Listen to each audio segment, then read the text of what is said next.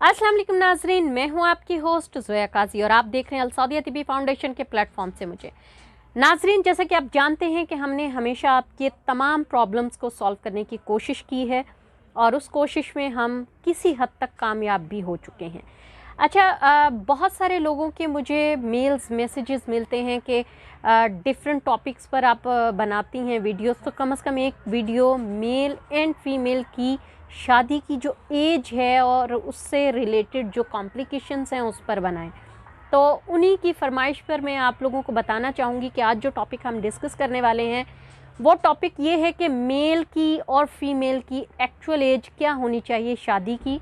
अगर उस एज से आगे पीछे इंसान हो तो क्या कॉम्प्लिकेशंस हो सकते हैं।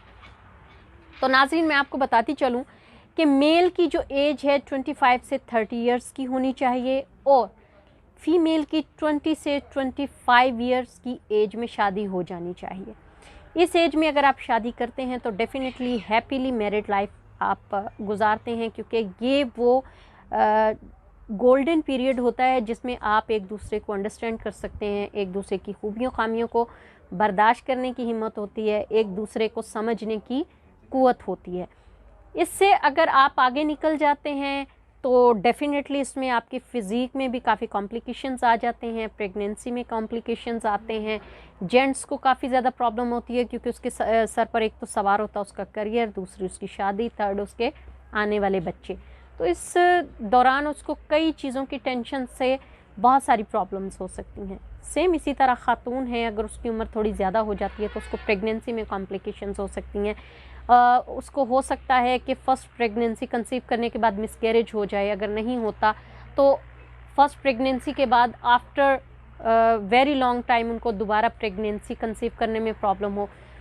अगर उम्र छोटी है तो उससे भी आपके पट्ठों में, आपके जिस्म में नुमायां तौर पर फ़र्क पड़ता है, क्योंकि आपके पट्ठे जो है वो थक जाते हैं, असाब हमेशा थके थके रहते हैं, वीकनेस फील होती है। इसलिए इस उम्र में कोशिश करें अपने बच्चों की शादियां कर दें। अगर इस उम्र में आप शादियां नहीं करते हैं तो डेफ़िनेटली आपको तो डेफ़िनेटली कोई प्रॉब्लम नहीं होगी, लेकिन आपके बच्चों को बहुत सारी प्रॉब्लम का सामना करना पड़ता है। एक दो लोगों ने मुझे बताया कि जी हमने अपने ख़ानदान में अपने पेरेंट्स से बात की, जी हमारी शादी कर दें। तो उन्होंने कहा जी ज़रूरत नहीं है, अभी तुम्हारी शादी की एज नहीं है, जबकि मुझे बहुत ज़्यादा ज़रूरत है शादी की। मैं एक लाइफ पार्टनर चाहता हूँ या चाहती हूँ, तो मेरी शादी हो जानी चाहिए। तो मेरे पेरेंट्स इस चीज़ से इनकार करते हैं। तो उन लोगों को मैं ये बता दूं कि जब आपका बच्चा मुंह से कहे कि मुझे शादी कर दो तो डेफ़िनेटली उसकी शादी कर देनी चाहिए, क्योंकि उसे सच में एक लाइफ पार्टनर की ज़रूरत होती है। वो कोई गलत कदम नहीं उठाना चाहता, तभी वो आपसे बात कर रहा है कि हमारी शादी कर दी जाए। अदरवाइज़ आपकी अगर शादी नहीं आप उसकी करते तो वो अपने हालात से, अपनी फ़िज़ीक से, अपनी प्रॉब्लम से बचने के लिए दूसरे रास्ते इख्तियार करेगा।